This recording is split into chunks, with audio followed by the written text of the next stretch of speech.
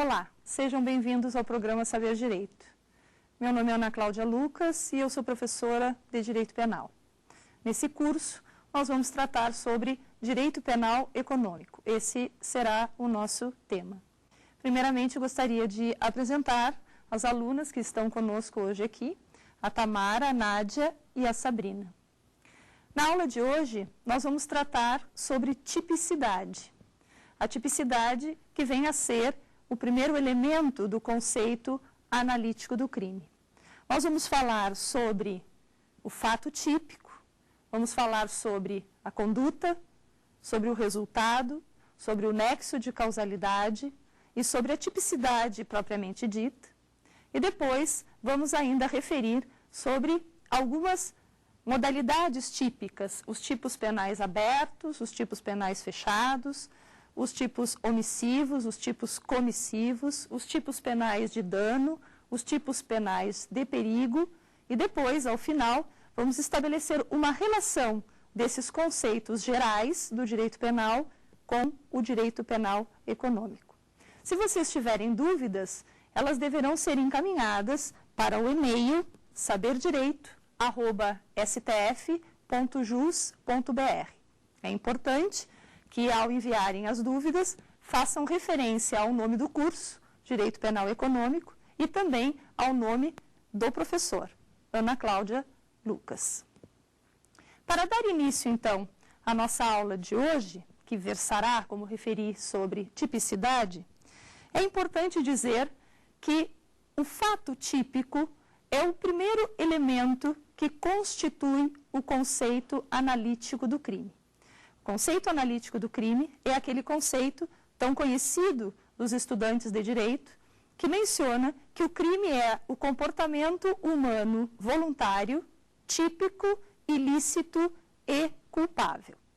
Eu devo dizer já, desde logo, que esse conceito ele pode estar assim caracterizado nesta visão que nós chamamos de visão tripartida ou trinômica, constituído, portanto, desses três elementos, tipicidade, ilicitude e culpabilidade, mas também esse conceito ele pode ser entendido numa visão chamada de bipartida. Para alguns autores, o crime é o comportamento humano voluntário, típico e ilícito. E a culpabilidade, esse que seria, então, um terceiro elemento do conceito analítico do crime, não integraria o conceito do crime porque a culpabilidade seria um pressuposto da pena. No nosso curso, nós vamos trabalhar na perspectiva da concepção trinômica, ou seja, o crime como um comportamento humano voluntário, típico, ilícito e culpável.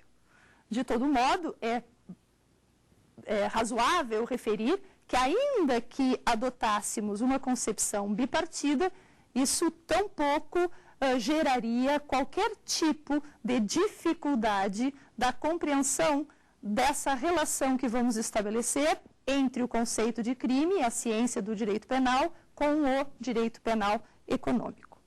Para dar início, então, ao estudo do fato típico, nós vamos começar exatamente por aquilo que se constitui a base substantiva do crime, que é exatamente a conduta. A conduta humana, ela é a base sobre a qual se assentam os demais atributos do crime, ou seja, a tipicidade, a ilicitude e a culpabilidade.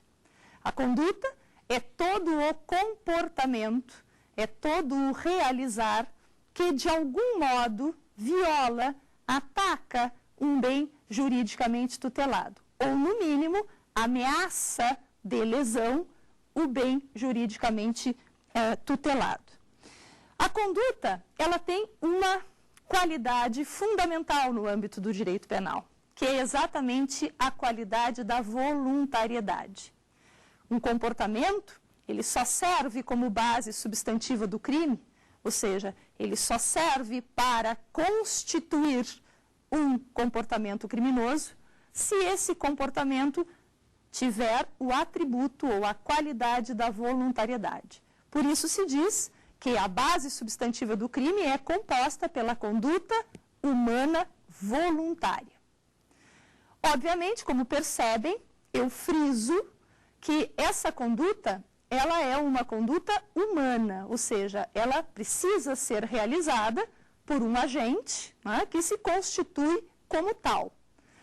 Isso, de algum modo, pode levar a que se antecipe alguma dificuldade que nós vamos tratar na sequência do nosso curso, exatamente sobre a responsabilidade penal das pessoas jurídicas. Porque, vejam, a base substantiva do crime, o comportamento que sustenta os demais atributos do conceito analítico do crime, exige que esse comportamento seja praticado pelo homem, ou seja, por um indivíduo. Daí, aquilo que eu referi na nossa aula anterior, a respeito da conceituação do direito penal econômico, das dificuldades, muitas vezes, de fazer-se o ajustamento, né, da necessidade do direito penal econômico frente exatamente a esse conceito mais pessoal, mais individual do crime. Mas tudo isso nós vamos tratar na sequência e antecipo, né, tem solução, ou seja, não é, na verdade, um setor assim em que não se possa superar essa dificuldade conceitual, fazendo então o ajustamento necessário à compreensão do direito penal econômico.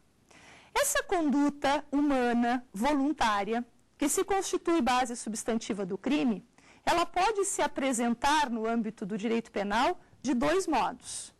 Essa conduta, ela pode ser um comportamento positivo, ou seja, traduzida por um agir, mas também pode essa conduta manifestar-se por intermédio de uma omissão, ou seja, de um não fazer. De modo que nós temos comportamentos entendidos como criminosos porque se perfectibilizam, porque se perfazem por intermédio de uma conduta positiva, de um agir positivo, de um realizar, mas também temos a possibilidade de caracterizar o crime através de uma omissão, de um não fazer, de um não realizar. A maioria dos crimes estabelecidos na legislação penal brasileira, seja no âmbito do direito penal comum, genérico, seja no que toca à criminalidade econômica, são condutas traduzidas por um agir humano, ou seja, a maioria dos crimes se perfaz por intermédio de ação positiva. É assim, como referi, não só no âmbito do direito penal econômico, mas também é possível, e no âmbito do direito penal econômico, esses comportamentos eles aparecem com alguma frequência, é possível que apareçam crimes chamados de omissivos, ou seja, aqueles que se perfazem por intermédio de um comportamento negativo, ou seja, de uma omissão. Dito assim, nós temos que verificar, a partir daí, dois tipos de crimes. Os chamados crimes comissivos, que são os crimes de ação, e os chamados crimes omissivos, exatamente os que se perfazem por omissão. Os crimes comissivos, eles não são difíceis, até porque são maioria na legislação penal brasileira. Não só, como referi, no âmbito do direito penal comum, mas também no âmbito do direito penal econômico. Percebe-se que, na estrutura da norma incriminadora, o verbo do tipo penal é um verbo que traduz esta ação. Exemplificativamente, nós podemos pensar, por exemplo, nos crimes da microcriminalidade: matar, matar alguém, subtrair para si ou para outra em coisa alheia móvel. Esses são dois exemplos de um crime de homicídio, do artigo 121 do Código Penal Brasileiro, e do artigo 155 do Código Penal Brasileiro, que trata do furto. Percebe-se que o verbo matar e o verbo subtrair denotam a necessidade de uma ação positiva, de um comportamento comissivo, ou seja, de uma comissão. No âmbito do direito penal econômico, isso também sucede. Nós temos uma infinidade de comportamentos previstos, por exemplo, na Lei 8.137, que trata dos crimes contra a ordem tributária, o sistema econômico e as relações de consumo. Ali nós também temos crimes nos quais o verbo do tipo penal evoca uma ação. Nós mais adiante vamos nos debruçar na leitura de alguns desses dispositivos penais e isso vai ficar bastante evidente. Também, portanto, aparecem no âmbito do direito penal econômico essas condutas comissivas. Talvez a maior repercussão no âmbito do direito penal econômico esteja exatamente nos chamados crimes omissivos, ou seja, aqueles crimes cujo comportamento que origina a norma incriminadora e o tipo penal sejam comportamentos de omissão, ou seja, de um não fazer. Dentre os crimes omissivos, nós temos dois tipos. Ou seja, nós podemos classificar os crimes omissivos em dois grandes blocos.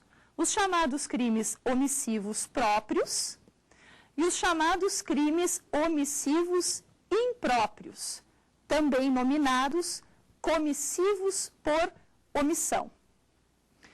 Os crimes omissivos próprios, eles estão identificados na legislação penal brasileira por intermédio de uma norma incriminadora que contém o verbo do tipo penal como um não fazer, como um não realizar, como um deixar de realizar algo.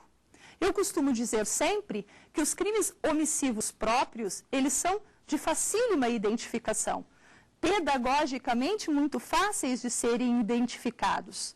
Se nós pegarmos um diploma legal, seja o Código Penal, seja uma legislação esparsa, extravagante, até mesmo no âmbito do direito penal econômico, e folhearmos a legislação, nós vamos observar que aqueles tipos cujo verbo evoque, denote um não fazer, estes são crimes omissivos próprios.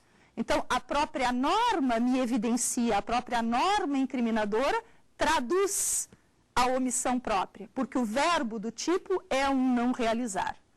Classicamente, no direito penal clássico, comum, nós temos como um exemplo significativo de crime omissivo próprio o chamado delito de omissão de socorro. Lá no artigo 135 do Código Penal, se observa que o verbo é deixar de prestar assistência. Ora, quem deixa de prestar assistência, omite. Então, é facilmente ali identificável que se trata de um crime omissivo próprio. No âmbito do direito penal econômico, logo a seguir, quando estabelecermos então a relação, nós vamos ler alguns dispositivos dessa natureza.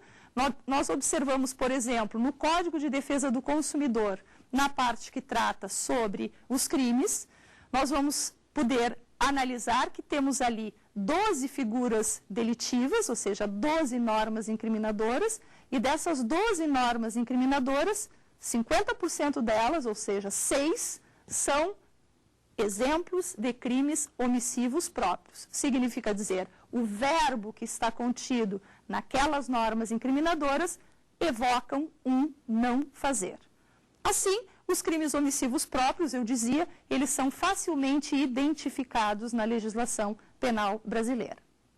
Por outro lado, nós temos os chamados crimes omissivos impróprios, ou também ditos impuros, ou comissivos por omissão. Estes já não oferecem a mesma facilidade pedagógica no sentido de serem, assim, encontrados na legislação, traduzidos como tais, ou seja, como crimes comissivos por omissão. Até porque, vejam, não é à toa que o nome atribuído a essa modalidade delituosa é comissivo por omissão. Por que se atribuiu esse nome a essa espécie de crime omissivo? Exatamente porque eles são crimes que tradicionalmente ou naturalmente são praticados ou estão traduzidos, melhor dizendo, na legislação como crimes comissivos. Quero dizer, nessas modalidades delituosas, a norma incriminadora contém um verbo que denota uma ação, uma ação positiva, um realizar, uma conduta positiva. Porém, a forma de realização daquela conduta positiva é por intermédio de uma omissão. Pode parecer assustador num determinado momento, até ter a compreensão disso, mas logo nós vamos satisfazer essa eventual dúvida. Na verdade, os crimes comissivos por omissão, ou os chamados omissivos impróprios, eles só podem ser praticados por determinadas pessoas que são detentoras de qualidades específicas. E por que só determinadas pessoas podem praticar os chamados crimes comissivos por omissão ou omissivos impróprios? Porque estas pessoas, elas respondem por haverem omitido um comportamento quando elas estavam, por lei, obrigadas a realizar o comportamento. Significa dizer, a responsabilidade pelo crime omissivo impróprio advém do fato de a lei estabelecer para determinadas pessoas a obrigação de agirem em determinadas situações. A legislação penal brasileira, ela estabelece no artigo 13, parágrafo 2º do Código Penal brasileiro, quem são essas pessoas? Ou seja, as pessoas que têm obrigação de agir para evitarem determinados resultados, ou pelo menos na tentativa de evitarem determinados resultados, elas estão identificadas como um gênero, nas suas qualidades, no parágrafo 2º do artigo 13. Lá no parágrafo 2º do artigo 13 está dito assim: a omissão é penalmente relevante. Significa dizer com isso, a omissão vai ser atribuída ao agente, ou seja, o agente terá responsabilidade pela sua omissão. Quando? Então aparecem as letras A, B e C, que genericamente, né, qualificam as pessoas que têm esse dever. E essas pessoas são aquelas que, por força de lei, têm o dever de proteção, vigilância, tá? Estão obrigadas por lei à proteção, melhor dizendo, e à vigilância. Aquelas pessoas que, de algum modo ou de outra forma, assumiram a responsabilidade de evitar determinados resultados, que são os chamados garantidores, ou seja, as pessoas que se colocam numa situação de garantia. Tá?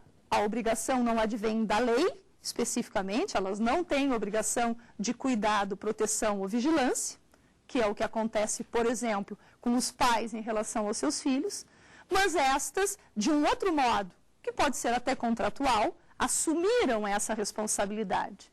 Por exemplo, um cuidador, ou seja, uma pessoa que foi contratada para cuidar de um enfermo, muito embora a lei não estabeleça para ela uma obrigação de proteção, cuidado ou vigilância diretamente, aquele contrato acaba por colocar esta pessoa numa situação em que ela está obrigada a agir para impedir eventuais resultados lesivos àquele paciente que está agora cuidando. E, por fim, ainda no parágrafo 2º, na letra C, aparece também a obrigação para aquelas pessoas que criaram com um comportamento que elas praticaram anteriormente, a obrigação agora de assistirem, de agirem para evitar eventuais resultados.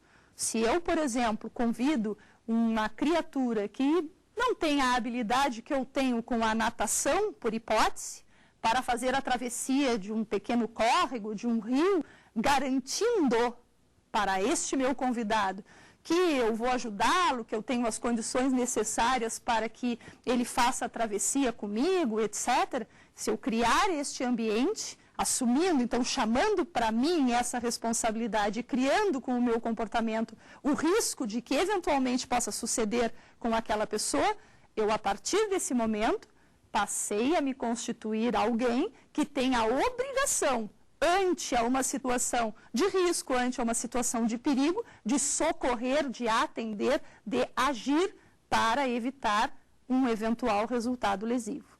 Então, daí decorre que os crimes omissivos impróprios, eles a rigor, são todos aqueles contemplados na legislação penal brasileira, ainda que o verbo do tipo traduza uma ação, praticados por estas pessoas. Então, é possível matar por omissão, é possível estuprar por omissão, é possível praticar qualquer modalidade delituosa no âmbito do direito penal e no âmbito do direito penal econômico, por alguém que tem, por força de lei, a obrigação de agir para evitar eventuais resultados lesivos. Pois bem, essa conduta, então, base substantiva do crime, que pode se traduzir por intermédio de uma ação ou de uma omissão, ela também é uma conduta que tem como elemento subjetivo ou o dolo ou a culpa. Muito embora os autores, na maioria deles, se debrucem sobre o estudo do elemento subjetivo do tipo, o elemento subjetivo dolo e culpa lá na tipicidade, e eu mesma já me traí aqui na minha fala, elemento subjetivo do tipo, eu gosto de falar sobre a presença dos elementos subjetivos da ação humana no momento da ação, no momento da conduta, no momento dessa reflexão a respeito da conduta. E eu até costumo também fazer um trocadilho. Para aqueles que sustentam que dolo e culpa estão presentes na tipicidade, eu digo e rebato dizendo assim, ora, a tipicidade, que é o último elemento aqui do fato típico que nós vamos estudar logo a seguir, a tipicidade ela é composta pela conduta. Ora, se dolo e culpa estão na tipicidade, então é porque dolo e culpa também estão na ação humana. Dito de outro modo, se dolo e culpa estão na ação, dolo e culpa estão no tipo penal. Se dolo e culpa estão no tipo, obviamente que dolo e culpa estão presentes como elementos constitutivos do próprio comportamento humano. E assim é. No próprio finalismo, os elementos subjetivos eles estão presentes no momento da ação. Porque quando nós nos comportamos de determinado modo, quando nós agimos de uma determinada forma, nós já estamos antecipando no momento desta ação com relação à finalidade que nós queremos obter. Welzel, inclusive, quando estruturou o finalismo, ele dizia que o primeiro elemento do agir humano, da conduta humana, é a antecipação mental do fim. Ou seja, nós antecipamos a finalidade e depois realizamos a interposição da conduta que tende a nos conduzir àquele fim. É certo, nem sempre nós conseguimos alcançar o fim, mas nos propusemos a fazer isso quando o antecipamos. Então, eu penso, se eu quero aquele resultado, eu devo me comportar deste determinado modo, eu devo realizar este tipo de conduta. E é assim também nos comportamentos delitivos. O agente, quando ele se comporta de maneira dolosa, quando ele age dolosamente, ele antecipa a sua finalidade, ele quer alguma coisa. E a partir desse querer, então, ele passa a dirigir o seu comportamento no sentido, na direção daquele fim que ele mentalmente antecipou. Ora, o dolo, como sabem, é aquele elemento subjetivo da conduta traduzido pelo querer ou então pelo assumir o risco de produzir.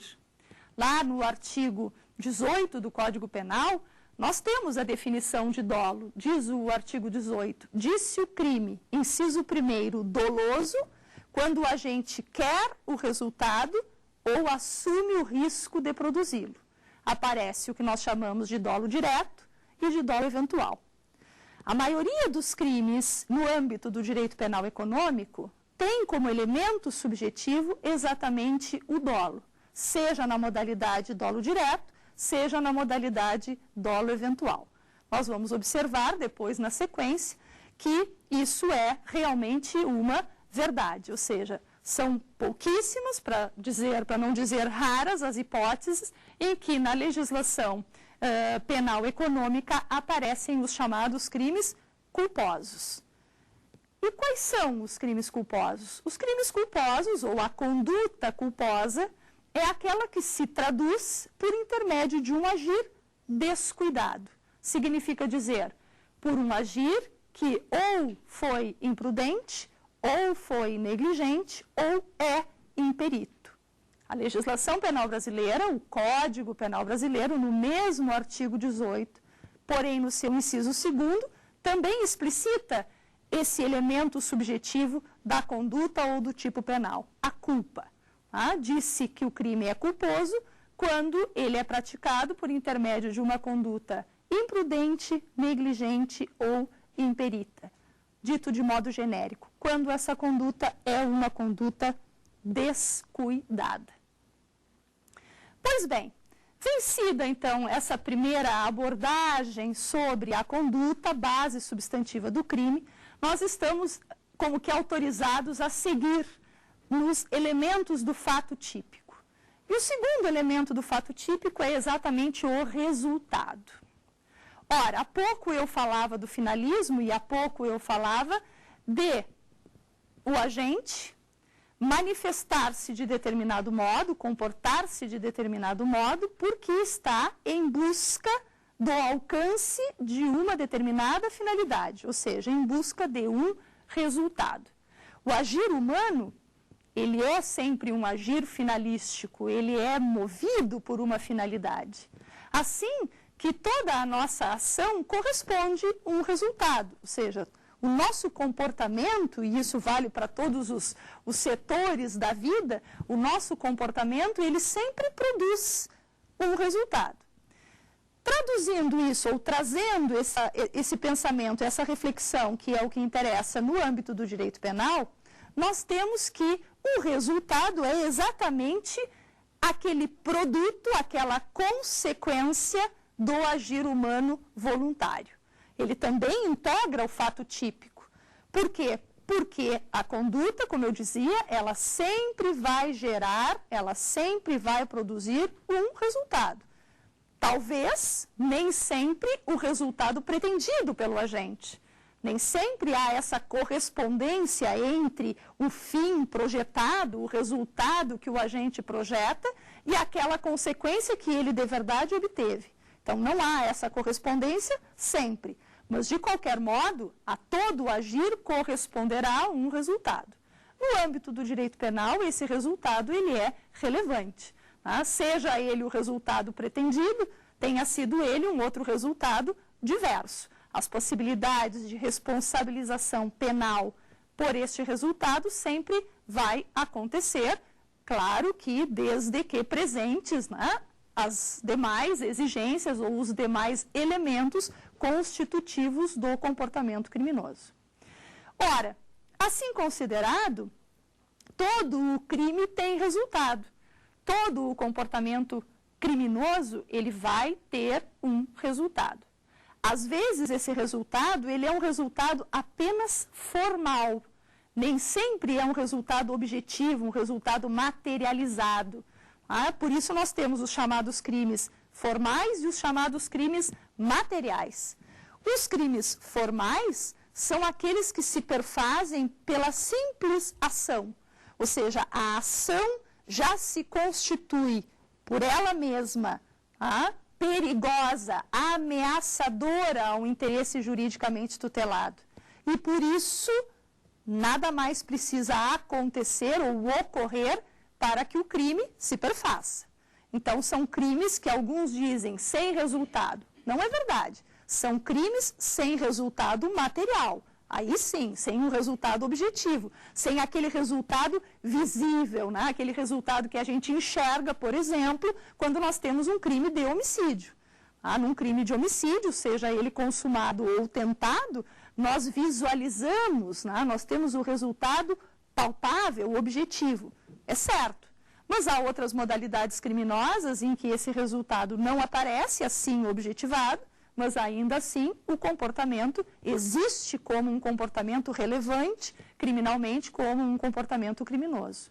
Os crimes de perigo, que nós vamos falar logo a seguir, e os crimes de omissão própria, são sempre bons exemplos de crimes formais, ou seja, crimes para os quais não se exige resultado naturalístico ou resultado objetivo. de modo que, repetindo, de modo a sintetizar a minha explicação, todo o crime tem resultado. Pode acontecer é que nem todo o comportamento criminoso tenha resultado material. E, por assim dizer, o resultado também integra o chamado fato típico.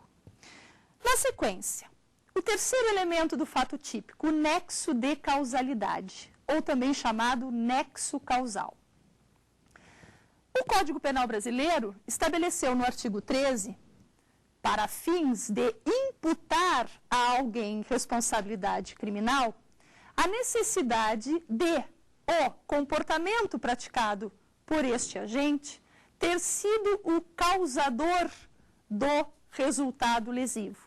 Diz o artigo 13 assim: o resultado de que depende a existência do crime somente é imputável a quem lhe deu causa. Ou seja, o artigo 13 me dá o requisito da imputação, ou seja, o requisito da responsabilidade. Quem eu vou responsabilizar? Eu vou responsabilizar aquele agente que deu causa ao resultado lesivo, que pelo seu comportamento, seja ele um comportamento omissivo ou comissivo, produziu um determinado resultado.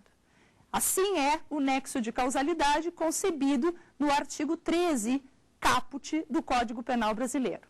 Quando nós lemos o artigo 13 e quando nós realizamos a leitura do que lá se explicita, nós temos ali a tradução da adoção da chamada teoria da equivalência das condições ou das causas.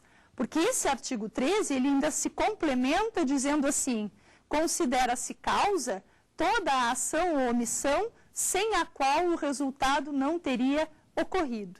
Então, tudo aquilo que o agente realiza, porque nem sempre a conduta é única, né? A conduta ela pode ser fracionada, né? O comportamento pode ser um comportamento fracionado, de modo que todo o comportamento praticado pelo agente que tiver contribuído, que tiver causado o resultado, lhe pode ser atribuído, do ponto de vista da responsabilidade, porque ele terá sido, como disse, o causador daquele resultado. Então, é a chamada teoria da equivalência das causas, também conhecida por uma expressão latina, né, chamada de teoria da conditio sine qua non, ou seja, teoria, numa tradução literal, teoria da condição sem a qual não há, ou seja, a condição sem a qual não há o resultado. Assim, o nexo de causalidade, ele é utilizado exatamente para atribuir a identificação do autor, da autoria e, portanto, permitir a responsabilização ou a responsabilidade penal. Por fim, o último elemento do fato típico é exatamente a tipicidade. A tipicidade que vem a ser o quê? A tipicidade vem a ser a qualidade que tem um determinado comportamento de se adequar, de se subsumir, de se ajustar à norma incriminadora. Sempre que eu tenho uma conduta e eu quero descobrir se aquela conduta, se aquele comportamento é um comportamento relevante para o direito penal, eu devo procurar na legislação penal aquele molde, aquele modelo, a norma incriminadora que recepciona essa conduta de maneira perfeita. Por isso se diz que a tipicidade é a qualidade que tem um determinado comportamento de se ajustar à descrição da norma. Quando eu tomo o comportamento, quando eu consigo pegar este comportamento e perfeitamente ajustá-lo à descrição da norma incriminadora numa determinada legislação, seja no Código Penal, seja nas legislações penais extravagantes, quando esse ajustamento se perfaz perfeitamente, quando ele é absolutamente adequado, eu posso dizer que este comportamento tem o atributo, então, da tipicidade.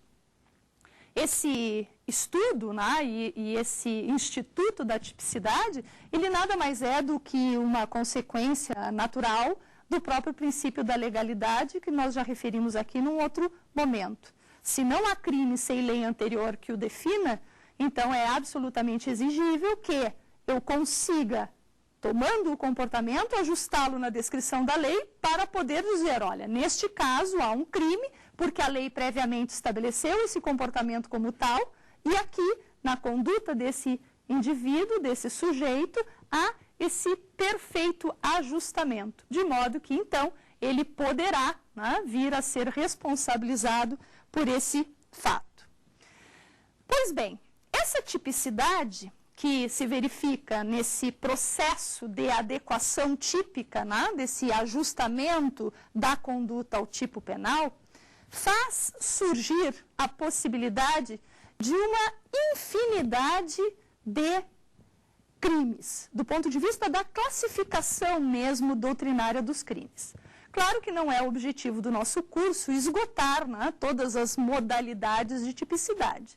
Na verdade, se selecionou, né, fizemos uma seleção de alguns tipos penais que são interessantes exatamente no cotejo que vamos fazer logo a seguir entre esse conceito analítico do crime, especialmente no que toca na aula de hoje a tipicidade, e o direito penal econômico.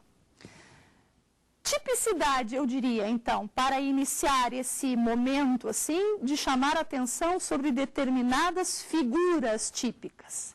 Vamos tratar inicialmente sobre os chamados crimes de dano e os crimes de perigo. Então, aqueles crimes cuja tipicidade se traduz por uma tipicidade danosa e aqueles outros que têm como característica uma tipicidade apenas formal, ou seja, de perigo. A maioria dos crimes definidos na legislação penal brasileira são crimes de dano. Crimes cujo resultado se enxerga, se perfaz, se observa. Mas também aparecem os chamados crimes de perigo. E estes crimes de perigo, eles podem ser de perigo abstrato ou de perigo concreto. Os crimes de perigo concreto são aqueles crimes cujo perigo ao bem jurídico é diagnóstico, ou seja, se percebe que aquela conduta ela tenderá a causar realmente uma situação de risco para o bem jurídico. O risco é iminente, ou seja, o risco para o bem jurídico tutelado está presente. Já os crimes de perigo abstrato, eles têm uma perigosidade exatamente prognóstica.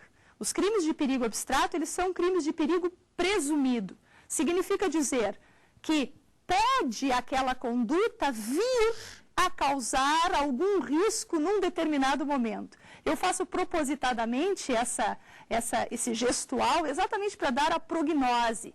Eu costumo dizer sempre para os alunos que o crime de perigo abstrato é aquele que se traduz pela seguinte fala: pode ser que um dia, talvez, em algum momento, em alguma circunstância, aquele comportamento viesse a se traduzir num risco iminente. E essa prognose, então, faz presumir o perigo. Esses crimes, essa tipicidade abstrata, ela é bastante criticada na teoria geral do crime, mas é absolutamente utilizada no âmbito do direito penal econômico, como veremos a seguir. De outro modo, nós temos os tipos abertos e os tipos fechados. Os tipos fechados atendem exatamente aquilo que Belling propunha, ou seja, que o tipo penal, esse modelo, fosse um tipo penal preciso, objetivo, seguro, com elementos descritivos bastante objetivos. Já os tipos penais abertos, ao contrário, são aqueles em que os elementos que constituem o tipo penal, eles são alargados, eles não são objetivos, ou seja, não há uma descrição objetiva nos tipos penais abertos, ou seja, o tipo penal é amplo, ele contém elementos que conferem uma amplitude significativa. Aqui também, no âmbito do direito penal econômico, nós somos pródigos em tipos penais abertos, como veremos logo a seguir. Vamos exatamente, então, aproveitando, já que estamos falando dos tipos penais abertos, referir sobre estes no âmbito do direito penal econômico. Agora, já fazendo, então, a relação desse fato típico, da tipicidade com o direito penal econômico. Eu vou me deter um pouco mais na leitura aqui dos meus apontamentos, exatamente porque precisamos fazer a leitura de alguns dispositivos penais, daquelas leis que interessam ao direito penal econômico que nós selecionamos. Então, eu dizia, observa-se com muita frequência no direito penal econômico a presença dos tipos penais abertos. Veja-se, por exemplo, o que sucede lá na Lei 8.137, que é exatamente a lei que trata sobre o sistema financeiro, sobre a ordem tributária e as relações de consumo.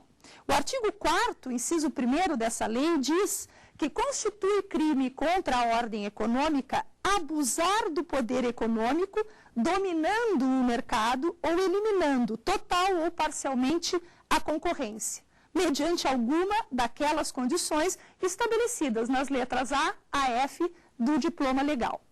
Ora, essa expressão constitui crime contra a ordem econômica, abusar do poder econômico, traz uma ideia, obviamente, de mau uso do poder, né, de certo desvirtuamento do poder econômico.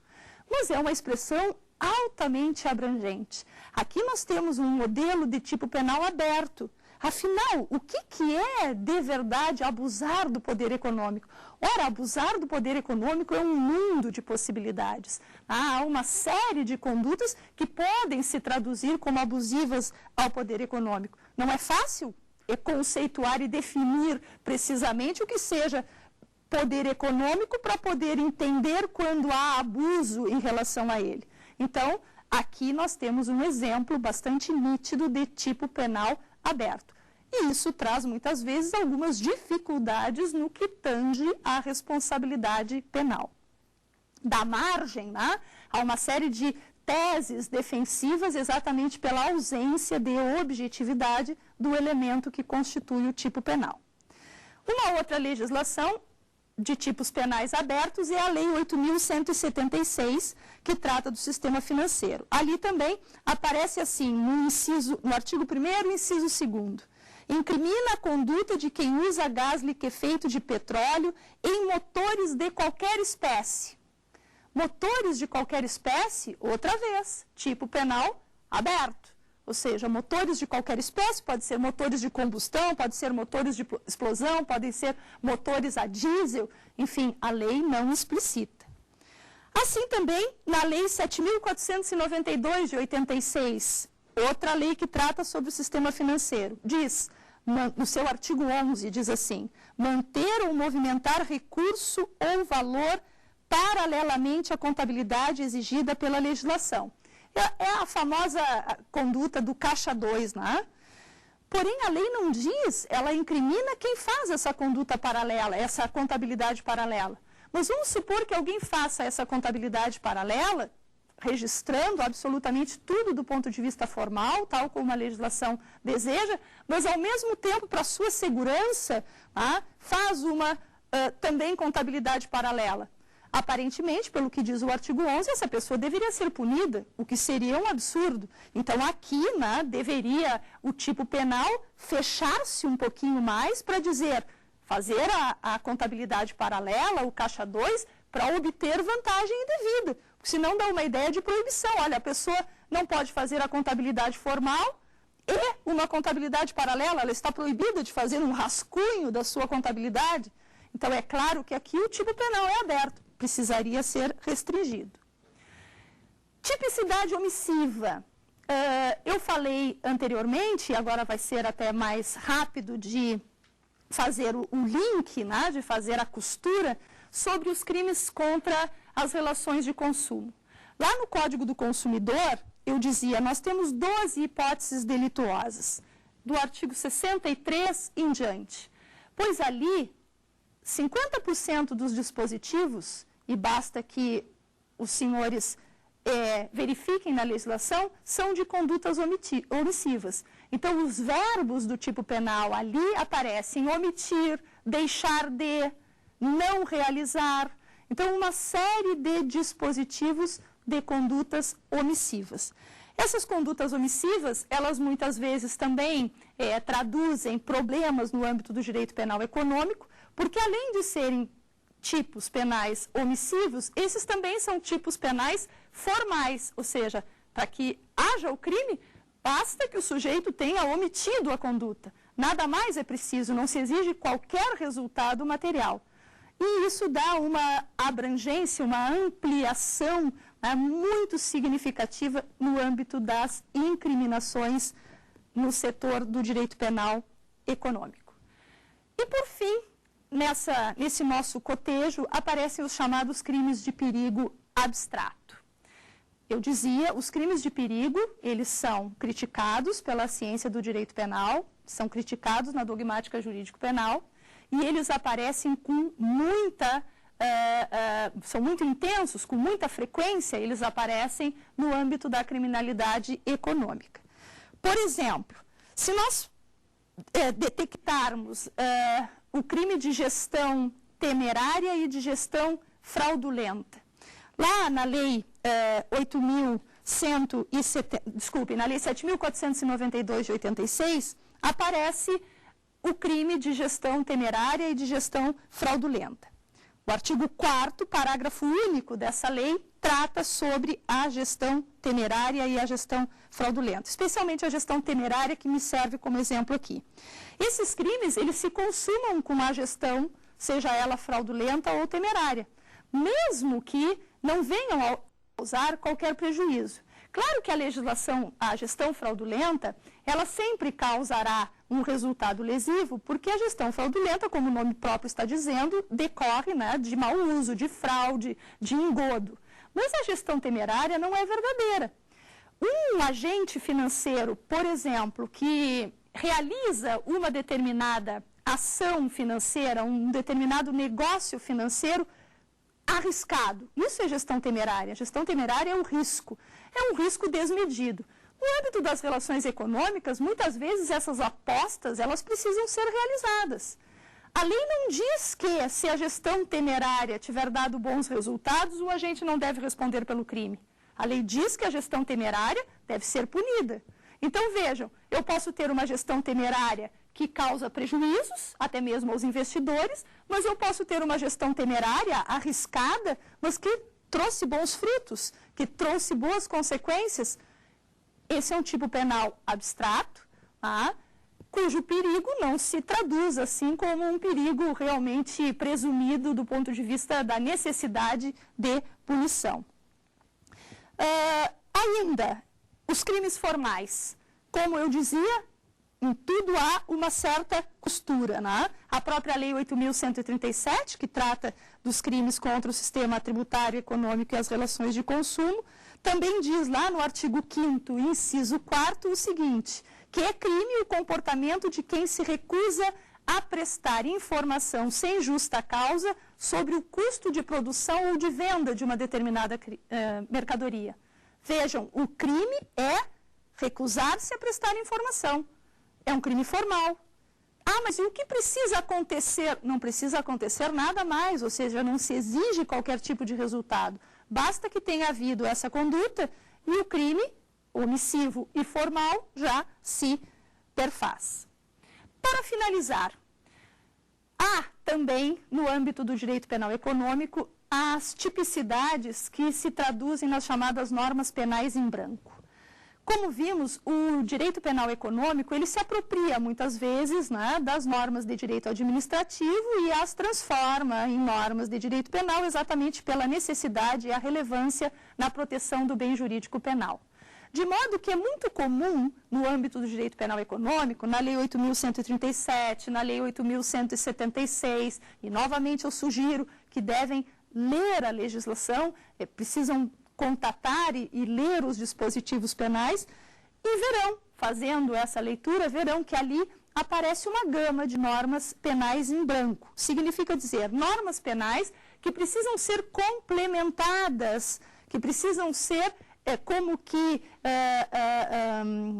há uma expressão que agora me fugiu, que precisam ser realmente explicadas por outras normas, integradas, a palavra me apareceu, ou seja, elas precisam ser integradas por outras normas, elas não são compreensíveis na solidão. Vejam, por exemplo, a Lei 8.176, no artigo 1º, que falava sobre a utilização de gás liquefeito, dizia, em desacordo com as normas estabelecidas na lei.